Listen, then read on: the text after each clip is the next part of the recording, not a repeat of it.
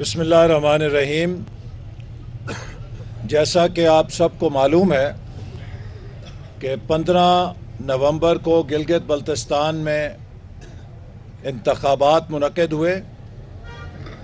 مگر بدقسمتی سے اگست 2020 میں جب میں یہاں آیا تھا اور میں نے پورے میڈیا کے سامنے اس سازش کو بے نقاب کیا تھا کہ حکومت نے اپنی ایجنسیوں کے ذریعے گلگت بلتستان میں سیاسی انجینئرنگ کا بندوبست شروع کر رکھا ہے، اور میں نے متنبع کیا تھا کہ اگر یہ عمل نہ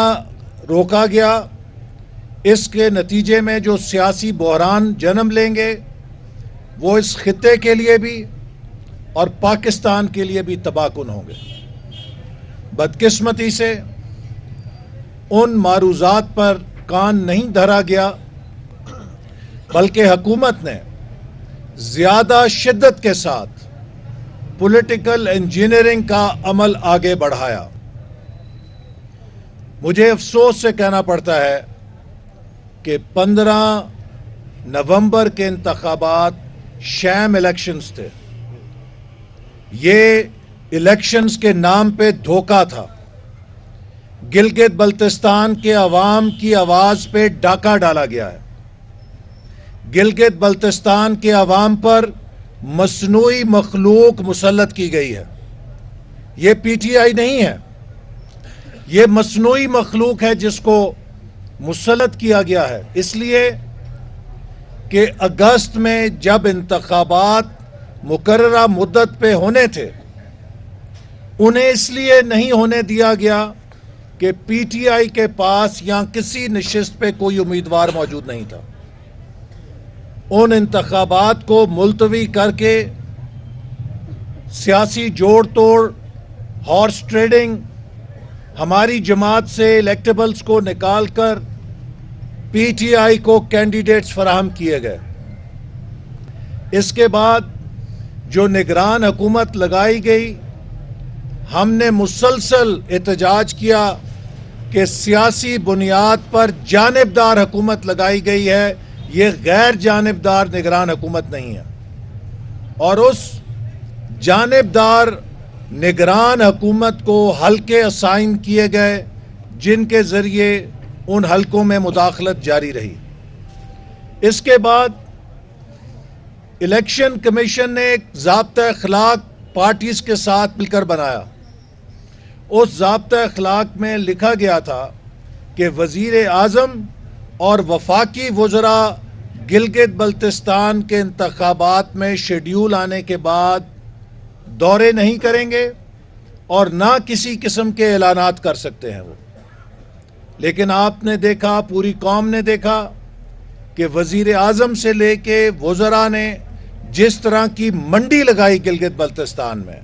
کہ اتنے ہزار ووٹ دے دو اور اتنے ارب روپیہ لے لو۔ یہ تو وہ خبریں ہیں جو میڈیا پہ نشر ہوئیں، لیکن یہ وزراء سرکاری پیسہ لے کر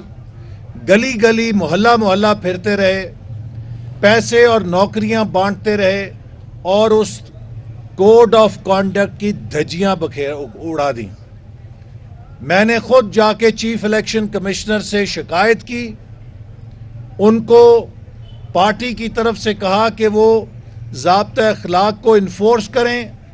مجھے چیف الیکشن کمشنر نے کہا کہ میں بے بس ہوں، میرے پاس کوئی اختیار نہیں ہے۔ اگر چیف الیکشن کمشنر کے پاس کوئی اختیار نہیں تھا اور وہ بے بس تھے،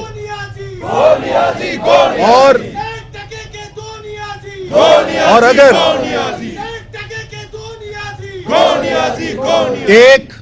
ڈیکوریشن پیس کے طور پہ چیف الیکشن کمشنر کو رکھ کے یہ ڈرامہ اور ناٹک رچانا تھا، تو پھر اس کی بھی ضرورت نہیں تھی کہ چیف الیکشن کمشنر کو بھی بدنام کیا گیا ہے، ان کی بھی حیثیت کو متنازع بنا دیا گیا ہے۔ اور وہ ضابطہ اخلاق جہاں وزراء نے توڑا، وہاں پرائم منسٹر نے بھی نہ صرف اس ضابطہ اخلاق کو توڑا بلکہ گلگت بلتستان کے ساتھ ایک بہت بڑا فراڈ کیا پرائم منسٹر نے۔ اسلام آباد میں ایک میٹنگ ہوئی جس میں پوری ملک کی قیادت شریک ہوئی، حکومتی قیادت اور اپوزیشن کی قیادت۔ اس سیاسی قیادت کے ساتھ عسکری قیادت بھی شریک ہوئی، جس میں army chief general Qamar Bajwa اور D G I S I general Faiz Hamid بھی شریک تھے۔ اس میٹنگ میں قومی سطح پر اتفاق رائے سے طے کیا گیا کہ الیکشن کے بعد پورے ملک کی قیادت بیٹھے گی اور وہ کشمیر کے مسئلے کو پیش نظر رکھتے ہوئے گلگت بلتستان کو صوبہ بنانے کا حل اتفاق رائے سے نکالے گی۔ یہ وہ قومی اتفاق رائے تھا جس کے نتیجے میں الیکشنوں کے بعد گلگت بلتستان کو اس کا حق ملنا تھا اور کشمیر کی جو ہمارے مقدمے کا موقف ہے اس پہ بھی کوئی اثر نہ پڑتا اور آزاد کشمیر کے عوام کی تائید بھی ہم اس سال کے لیے حاصل کرتے۔ پورے ملک کی قومی قیادت نے فیصلہ کیا تھا کہ الیکشن کے دوران اس مسئلے کو نہیں چھیڑے گا کوئی فریق۔ الیکشن کے بعد سب مل کر قومی اتفاق رائے کے ذریعے گلگت بلتستان کا ایسا حل نکالیں گے جو گلگت بلتستان کے لیے بھی قابل قبول ہوگا اور آزاد کشمیر کے لیے بھی قابل قبول ہوگا۔ اس قومی اتفاق رائے میں ہماری عسکری قیادت بھی شریک تھی۔ اس نیشنل کنسنسس کو وزیر اعظم نے ریزہ ریزہ کر دیا اور اپنے سیاسی فائدے کے لیے گلگت بلتستان میں آ کے عبوری صوبے کا اعلان کر دیا، شیڈیول جاری ہونے کے بعد اعلان کیا، اور اس جلسے میں اپوزیشن کے خلاف زہر بھی گھولا اور بولا، اور وہ ایک فوجی تقریب تھی۔ اس فوجی تقریب کے اندر انہوں نے سیاسی تقریر کی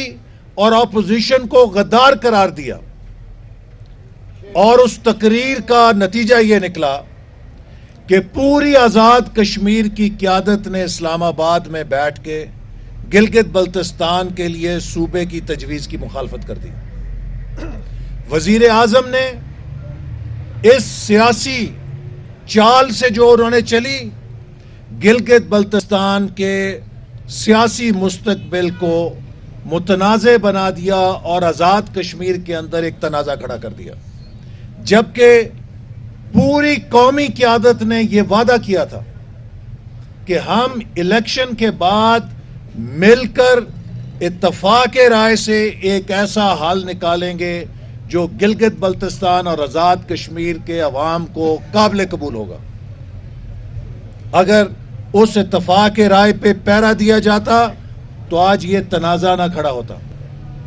اب آزاد کشمیر کے اندر الیکشن ہونے والے ہیں اور وہاں پہ یہ تنازع اگر کھڑا ہو گیا تو آپ مجھے بتائیں کہ کیا یہ گلگت بلتستان کے عوام سے دوستی کی ہے یا دشمنی کر کے گئے؟ تو یہ اس انداز میں گلگت بلتستان کے مستقبل سے کھیلتے رہے ہیں۔ اور پھر جب پوسٹل بیلٹس کا معاملہ ہوا، میں نے پریس کانفرنس دوبارہ الیکشن کمیشن کے سامنے کی اور میں نے کہا کہ ہم نے ثبوت پیش کیے ہیں۔ ایک آدمی جو دکاندار ہے اسے سرکاری ملازم شو کر کے اس کا ووٹ بھی جاری ہوا ہے۔ ایک بچہ ابھی طالب علم ہے کالج میں، اس کے نام سے بھی سرکاری ووٹ جاری ہوا ہے۔ سینکڑوں نہیں ہزاروں کی تعداد میں ایسے جعلی ووٹ جاری کیے گئے ہیں، اور خاص طور پہ گلگت بلتستان حلقہ 2 کو نشانہ بنایا گیا۔ کیا حافظ حفیظ الرحمان صاحب کا یہ گناہ ہے کہ انہوں نے گلگت بلتستان میں وہ ڈیولپمنٹ کی جو 72 سال میں کسی وزیر اعلیٰ کو توفیق نہیں ہوئی کہ اس کا 10واں حصہ بھی کر دے؟ کیا حافظ حفیظ الرحمان کا یہ گناہ ہے کہ یہ گلگت بلتستان میں، یہ آپ کے شہر گلگت میں، جہاں 4 بجے مورچے لگ جایا کرتے تھے، جہاں مغرب سے پہلے لوگ گھروں کو چلے جاتے تھے کہ پتہ نہیں کس وقت فائرنگ شروع ہوگی، پتہ نہیں کس وقت کتنے لوگ مر جائیں گے، کیا اس کا یہ قصور ہے کہ اس نے 5 سالوں میں ایک ہلاکت نہیں ہونے دی فرقہ واریت یا دہشت گردی کے فساد میں، اور گلگت بلتستان کی تاریخ میں مثالی امن قائم کر کے دکھایا؟ ہاں، حافظ حفیظ الرحمان کا ایک گناہ ضرور تھا کہ اس کے حلقے کو نشانہ بنایا جائے، اس نے نواز شریف اور مسلم لیگ نون سے غداری نہیں کی۔ یہ اس کا گناہ نہیں ہے، یہ اس کا تمغہ ہے، سیاسی تمغہ ہے کہ اس نے وفاداری کے ساتھ، اس نے اپنی پارٹی کے اصول اور نظریے کے ساتھ اپنی رشتے کو کمپرومائز نہیں ہونے دیا اور اصولی اور نظریاتی سیاست کے اوپر کھڑا رہا۔ آج پاکستان میں اصولی اور نظریاتی سیاست کو گناہ بنا دیا گیا ہے، لوٹکریسی کی سیاست، ریاستی مشینری کے جوتے پالش کرنے کی سیاست، یہ سیاست کریں گے تو آپ کامیاب رہیں گے۔ 15 نومبر کو گلگت بلتستان کے الیکشن نے مسلم لیگ نون اور نواز شریف کے بیانیے کو نیا ایندھن فراہم کیا ہے اور سچا ثابت کر دیا ہے کہ پاکستان میں ووٹ آزاد نہیں ہے، پاکستان کے 22 کروڑ عوام آزاد نہیں ہے، ان کے ووٹوں کو عزت حاصل نہیں ہے، ان کے ووٹوں کو چرایا جاتا ہے۔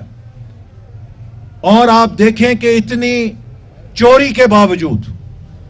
اتنے ڈاکے کے باوجود یہ تحریک انصاف جی بی سے اکثریت حاصل نہیں کر سکی، جو بہت بڑا فیصلہ ہے جی بی کے عوام کا۔ جی بی کے عوام نے تحریک انصاف کو اس دھاندلی کے باوجود مسترد کر دیا ہے، سادہ اکثریت نہیں دی، جبکہ 2015 میں ہمیں 16 سیٹیں ملی تھیں اللہ کے فضل سے۔ پیپلز پارٹی کو 2010 میں 2009 میں انہیں 14 سیٹیں ملی تھیں، 10 ملی تھی، اکثریت ملی تھی ماضی میں جماعتوں کو۔ اتنی پاکستان کی تاریخ میں بڑی دھاندلا کر کے بھی تحریک انصاف اکثریت حاصل نہیں کر سکی، جس کا واضح مطلب یہ ہے کہ گلگت بلتستان کے عوام نے تحریک انصاف کو مسترد کر دیا، اور اب یہ حکومتی ایجنسیاں پھر رہی ہیں آزاد امیدواروں کے پیچھے۔ یہ آزاد امیدوار تحریک انصاف کے مقابلے میں جیتے ہیں، اگر وہاں سے عوام نے تحریک انصاف کو جتانا ہوتا تو وہاں تحریک انصاف کے امیدوار کو ووٹ دیتے۔ ان آزاد امیدواروں کو ووٹ دینے کا مطلب یہ ہے کہ انہوں نے تحریک انصاف کو مسترد کیا ہے، اور اگر کوئی آزاد امیدوار تحریک انصاف میں شامل ہوگا تو وہ اپنے حلقے کے ووٹوں کی توہین کرے گا، ان کو بیچے گا، یا وزارت پہ بیچے گا یا پیسوں پہ بیچ کے پی ٹی آئی میں شامل ہوگا، جبکہ گلگت بلتستان کے لوگوں نے پی ٹی آئی کو مسترد کر دیا ہے اور سادہ اکثریت بھی نہیں نوازی، جبکہ الحمدللہ مسلم لیگ نون کو 16 سیٹیں ملی تھی پچھلے الیکشن میں۔ تو میرے بھائیوں، آج پاکستانی قوم جانتی ہے کہ حکومت کے کون سے لوگ تھے، جن کے تجزیے کیا تھے، وہ کون سے اینکر تھے جن کے ذریعے پہلے سے 3 دن پہلے سے کہا جا رہا تھا کہ مسلم لیگ نون کو 2 سیٹیں ملیں گی۔ تو آج اگر مسلم لیگ نون کو 2 سیٹیں ملی ہیں تو یہ کون سے نجومی تھے؟ یہ نجومی نہیں تھے، یہ اس بندوبست کے نتیجے بتا رہے تھے جو گلگت بلتستان کے لیے کیا گیا تھا کہ یہاں پر مسلم لیگ نون کو ہرانا ہے اور 2 سیٹوں سے زیادہ نہیں جیتنے دینا۔ لیکن اتنا بڑا بندوبست کرنے کے باوجود جو ان کا منصوبہ تھا کہ وہ پی ٹی آئی کو 16 سیٹیں دلوائیں تاکہ وہ لوگوں کو یہ بتلا سکیں کہ دیکھو پی ٹی آئی اتنی مقبول ہے جتنی مسلم لیگ نون تھی، تو پی ٹی آئی 16 سیٹیں حاصل نہیں کر سکی، 9 سیٹیں دھاندلی کے ساتھ لے سکی ہے۔ اس کا مطلب ہے کہ پی ٹی آئی یہ الیکشن ہار گئی ہے اور گلگت بلتستان کے لوگوں نے اسے مسترد کر دیا۔ ہم اس فیصلے کو مسترد کرتے ہیں اور پی ڈی ایم کی سطح پر بھی ان انتخابات کو ہم لائعمل بنائیں گے، لیکن کل مسلم لیگ نون کے کارکن 2 بجے احتجاجی مارچ کریں گے مسلم لیگ سیکریٹریٹ سے چیف الیکشن کمشنر کے دفتر تک، تاکہ اپنا احتجاج دنیا کو بتائیں اور ملک کو بتائیں کہ گلگت بلتستان کے عوام کے ساتھ دھاندلی ہوئی ہے، گلگت بلتستان کے عوام کے ووٹ پہ ڈاکہ ڈالا گیا ہے، اور اب گلگت بلتستان کے لوگ بھی ووٹ کو عزت دو تحریک کا ہراول دستہ بنیں گے۔ ہم نے پاکستان کے ووٹ بھی آزاد کرانے ہیں اور ہم نے گلگت بلتستان کے ووٹ بھی آزاد کرانے ہیں، اور یہی ہماری منزل ہے کہ ایک ایسا پاکستان ہو جہاں پر الیکشن کسی حکومتی مشینری کے تابع نہ ہو بلکہ پاکستان کے عوام کی منشا کے تابع ہو۔ حکومتی مشینری جس کے ریٹرننگ افسر صبح کو وزیروں کو پروٹوکول دیتے تھے، انتظامی مشینری جو صبح کو وزیروں کو سلوٹ کرتی تھی، شام کو ریٹرننگ افسر کی سیٹ پہ بیٹھ کے پی ٹی آئی کے حق میں پوسٹل بیلٹ جاری کرتی تھی، ایسی انتظامی مشینری سے اگر الیکشن ہوں گے تو انہیں کوئی منصفانہ اور شفاف نہیں مان سکتا۔ اور پھر اس الیکشن کے اندر جس طرح آپ کو معلوم ہے کہ حکومت نے ایجنسیوں کو جھونکا، میں بار بار یہ کہہ رہا ہوں، اس حکومت نے ملک کی سیکیورٹی کو داؤ پہ لگا دیا ہے۔ وہ ہمارے سیکیورٹی کے ادارے جنہوں نے دہشت گردی کو شکست دی تھی اور مایہ ناز خدمات سر انجام دی تھی، یہ انٹیلیجنس بیورو جو ہے یہ کراچی میں امن لانے کا ذمہ دار ہے، اس نے بڑا شاندار کردار ادا کیا تھا۔ اسی طرح جو ملک کے تمام سیکیورٹی کے ادارے ہیں، ہم نے ان سے دہشت گردی ختم کرنے کا کام لیا تھا، ہم نے دھرنے ختم کرانے کا یا اپوزیشن کے خلاف جھوٹے مقدمے بنانے کا کام نہیں لیا تھا۔ پچھلے 2 سالوں سے ہمارے سیکیورٹی کے اداروں کو اپوزیشن کے خلاف لگا دیا گیا ہے، اپوزیشن کے خلاف جھوٹے مقدمے بنانے پہ لگا دیا گیا ہے، الیکشن چرانے پہ لگا دیا گیا ہے۔ آج کراچی میں D I G press conference کر رہا تھا کہ کانٹریکٹ کلنگ دوبارہ شروع ہو گئی ہے۔ ان کی وہ پریس کانفرنس سن کے میرا دل خون کے آنسو رو رہا تھا کہ وہ کراچی جس سے ہم نے بھتہ خوری، ٹارگٹ کلنگ اور بوریوں والی لاشیں ختم کر دی تھیں، آج اس کراچی کے اندر پھر ٹارگٹ کلنگ اور کانٹریکٹ کلنگ شروع ہو گئی ہے۔ یہ کیوں ہو رہی ہے؟ آج ہمارے دہشت گرد ہمارے فوجی افسروں کو، ہمارے سپاہیوں کو پھر نشانہ بنا رہے ہیں۔ کیوں بنا رہے ہیں؟ اس لیے کہ اس حکومت کی توجہ سیکیورٹی نہیں ہے۔ اس حکومت نے تمام وفاقی اور سرکاری ادارے سیاسی ایجنڈے پر لگا دیے ہیں۔ جب سیکیورٹی کے ادارے دہشت گردوں کا پیچھا کرنے کی بجائے اپوزیشن کا پیچھا کریں گے تو دہشت گردوں کو کھلی چھٹی مل جائے گی۔ پاکستان کی معیشت تباہ کر دی ہے، اب یہ پاکستان کا امن بھی تباہ کر رہے ہیں۔ تو آج میں پاکستان کے عوام کو اور مسلم لیگ نون کے اپنے کارکنوں کو یہ پیغام دینا چاہتا ہوں کہ اس گلگت کے الیکشن میں جس طرح یہاں کے عوام نے مسلم لیگ نون کو خیر مقدم کیا، ہماری اس خدمت کو خیر مقدم کیا جو ہم نے کی تھی، اس امن کو خیر مقدم کیا جس کا واضح ثبوت وہ جلسے تھے جو مریم نواز صاحبہ نے کیے۔ گلگت بلتستان کی تاریخ میں اتنے بڑے جلسے کبھی کسی رہنما کے نہیں ہوئے جتنے مریم نواز صاحبہ کے اور مسلم لیگ نون کے ہوئے، جو اس بات کا واضح ثبوت تھا کہ گلگت بلتستان کے عوام نے مسلم لیگ نون کی خدمت کی پذیرائی کی ہے اور اس کا خیر مقدم کیا ہے۔ لیکن یہ وفاقی حکومت کی دھاندلی ہے جس نے گلگت بلتستان کے عوام کی آواز کو دبا دیا ہے، اس پہ ڈاکہ ڈالا ہے۔ میں گلگت بلتستان کے عوام کو بتانا چاہتا ہوں کہ کراچی سے پشاور عوام آپ کے ساتھ ہیں۔ پہلے ہم کراچی سے پشاور کی دھاندلی کا مقدمہ لڑ رہے تھے، اب آپ کے ساتھ ہونے والی دھاندلی کا بھی مقدمہ لڑیں گے انشاءاللہ تعالی، اور یہ پاکستان قائد اعظم کا پاکستان بنے گا جہاں پہ سب سے بڑی طاقت پاکستانی کا ووٹ ہوگی۔ پاکستانی کے ووٹ کے آگے کوئی طاقت نہیں کھڑی ہو سکے گی۔ اس ملک میں حکمرانی اس کی ہوگی جس کو پاکستان کے لوگ چاہیں گے۔ ہم نے پاکستان کو ایک عظیم مملکت بنانا ہے، ایک کامیاب معیشت بنانا ہے، نوجوانوں کو بہترین مستقبل دینا ہے۔ لیکن اگر اس ملک میں دھاندلی والے الیکشن ہوتے رہیں گے تو نہ یہاں سیاسی استحکام آئے گا، نہ یہاں پر معیشت ترقی کر سکتی ہے۔ میں اس ملک کے قومی اداروں کو بھی یہ پیغام دینا چاہتا ہوں، انہیں بھی سوچنا ہوگا کہ یہ ملک